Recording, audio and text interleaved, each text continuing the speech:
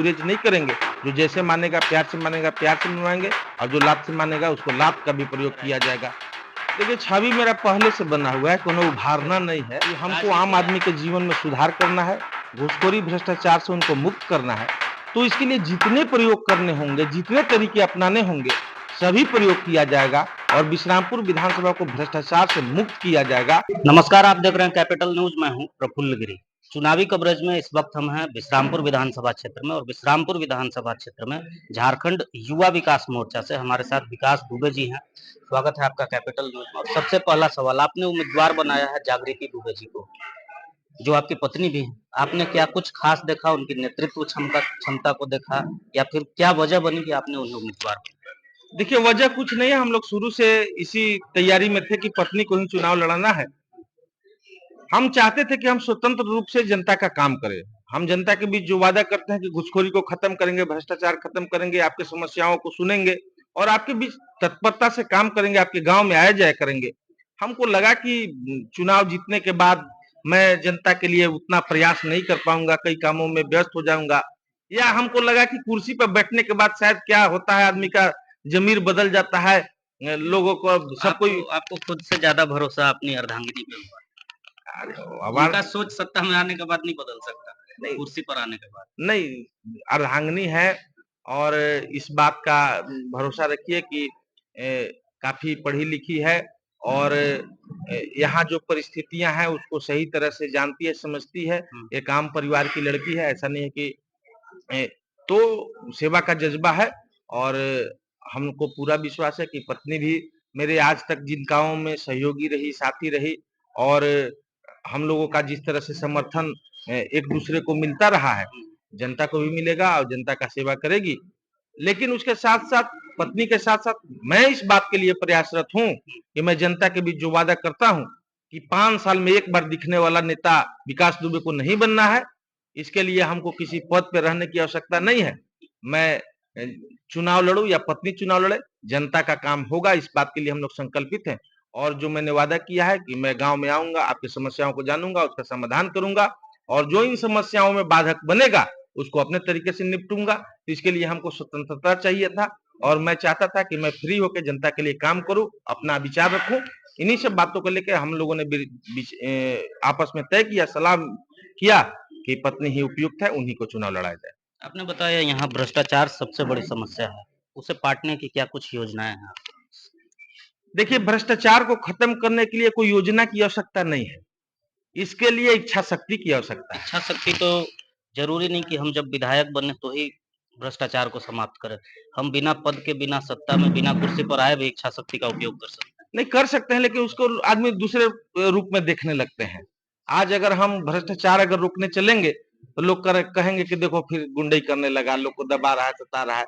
लोग इस बात के लिए बहुत सारे विरोधी लोग दूसरे रूप में देखने लगते हैं। लेकिन जनता जब हमको उसी काम के लिए जब चुन लेगा तो फिर मैं काम करने के लिए स्वतंत्र रहूंगा और इन भ्रष्टाचारियों से निपटने का पूर्व में भी मेरे पास तरीका था। हम लोगों ने इनको कंट्रोल किया है और आगे भी पहले हम लोग समझाएंगे। हम लोगों ने सोचा है कि अगर जनता का आशीर्वाद मिलेगा तो सभी प्रखंडों में सभी पदाधिकारियों के साथ, छोटे बड़े पदाधिकारियों के साथ बैठक करके उनको एक चेतावनी दे दिया जाएगा कि आपने पूर्व में जो ऐसे काम किया, जिसके सहयोग से काम किया, जिसके उसे काम किया, उससे हमको कोई मतलब नहीं है। आज के बाद जनता का जो काम है, जो समस्या है, उसका निदान करने के लिए आपको बैठाया गया है और उसको पूरा निष्ठा ईमानदारी से काम कीजिए।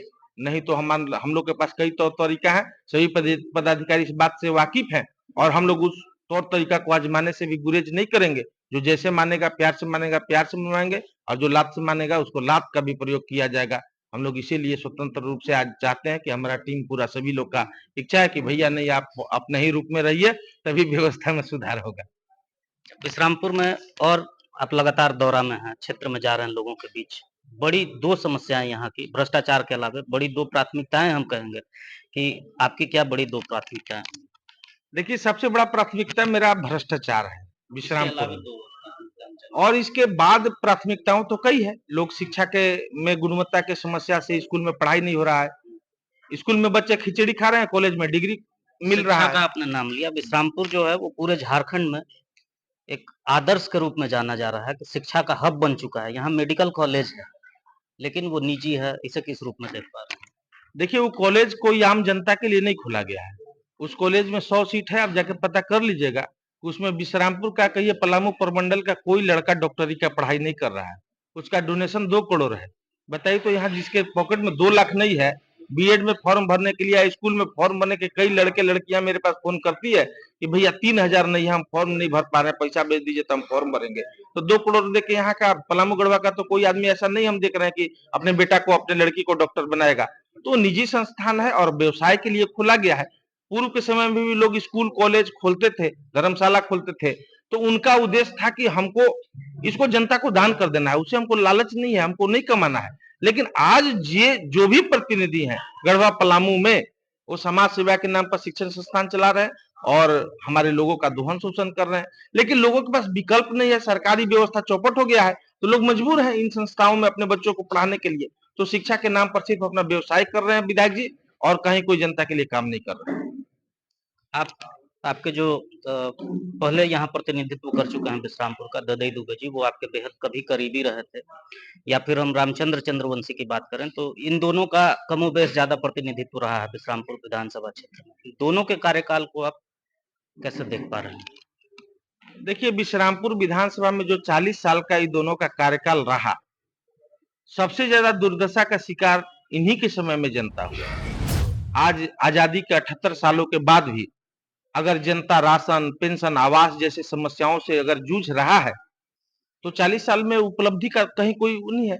जनता तो लालू जी का भी न्याय का समय देखा, सामाजिक समीकरण देखा, लोग कांग्रेस का भी शासन देखे, लोग मोदी जी का भी नारा सुना, मोदी जी का भी जादू देखा। लेकिन आज भी गांव में जो मूलभूत सुविधाएं हैं, बड़े योजनाओं की बात छोड़ दीजिए, सड़क नाली का समस्या हो, आवास का समस्या हो, राशन का समस्या हो, पेंशन का समस्या हो, हॉस्पिटल में दवाई इलाज हो, स्कूल में पढ़ाई का व्यवस्था हो, तो 40 वर्षों में इन्होंने कहीं कुछ नहीं किया। हमारे पूर्व के जनप्रतिनिधि अपना स्कूल कॉलेज खोले थे, उसका भी दुर्दशा जाके देख लीजिए। अब वर्तमान जनप्रतिनिधि तो अपना हब बना के कई स्कूल कॉलेज गिनती नहीं गिन पाइएगा, यहाँ से लेके कई राज्यों में इनका इसका विस्तार कर लिए हैं। तो लगातार लोगों का शोषण करके इन्होंने अपना व्यवसायीकरण किया, परिवार को बढ़ाया और परिवारवाद को स्थापित करने में लगे रहे। कोई उपलब्धि का इन लोग का तो है नहीं। आप जनता से जाके पूछिए, आप मीडिया बंधु हैं, विश्रामपुर विधानसभा में घूम जाइए। अरे सड़क बनना, बिल्डिंग बनना, ये तो विकास का सतत प्रक्रिया है, ये तो कोई भी रहेगा तो होते रहेगा। लेकिन आज मैं जब पांडु में जाता हूँ, विश्रामपुर में जाता हूँ, खजुरी जलाशय जो मझियाओं का चिर परिचित मांग है, 40 वर्षों से लोग जिसका इंतजार कर रहे हैं, बांध बनने के बाद भी, पानी स्टोरेज होने के बाद भी एक बूंद पानी का उपयोग जनता के हित में नहीं हुआ। न पेयजल के समस्या का समाधान हुआ, न सिंचाई की समस्याओं का समाधान हुआ। इन सब समस्याओं का इन लोग राजनीति में उपयोग किए। जब चुनाव आया तो लोगों को कहे कि अब की हो जाएगा, अब की हो जाएगा, और जीत गए। उसके बाद लूट खसोट में लग गए। यही इन सब दोनों का उपलब्धि है। आपने अभी बातचीत के दौरान कहा कि जो बात से मानेगा बात से, और जो नहीं मानेगा उसको लात से। जाहिर है अफसरशाही हावी है, लोग ब्लॉक का चक्कर काट रहे हैं, छोटे छोटे काम के लिए कास्ट सर्टिफिकेट बनाने के लिए जा रहे हैं और नहीं बन पा रहा है, ये सर्वव्याप्त है। तो बाकी विधानसभा में जैसे दिवंगत विदेश सिंह की छवि रही थी कि अफसर उनसे कांपते थे, तो क्या कुछ ऐसी छवि आपकी उभर कर आएगी? देखिए छवि मेरा पहले से बना हुआ है, कोनो उभारना नहीं है। राजनीति में आने के बाद जनरली लोग समाज सेवा, सोशल वर्क की बात करते हैं, और ये बड़ी ताज्जुब की बात है कि आप बिना लाग लपेट के ये बात बोल पा रहे हैं कि जो बात से मानेगा बात से और नहीं तो लात से।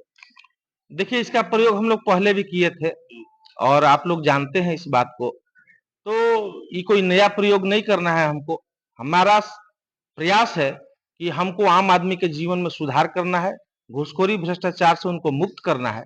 तो इसके लिए जितने प्रयोग करने होंगे, जितने तरीके अपनाने होंगे, सभी प्रयोग किया जाएगा और विश्रामपुर विधानसभा को भ्रष्टाचार से मुक्त किया जाएगा। इस बात के लिए हम फिर से आपको दोहरा रहे हैं कि पूरे संकल्पित हूं और इसके लिए ईमानदारी से प्रयास करूंगा। इसमें कहीं कोई संशय की स्थिति नहीं है।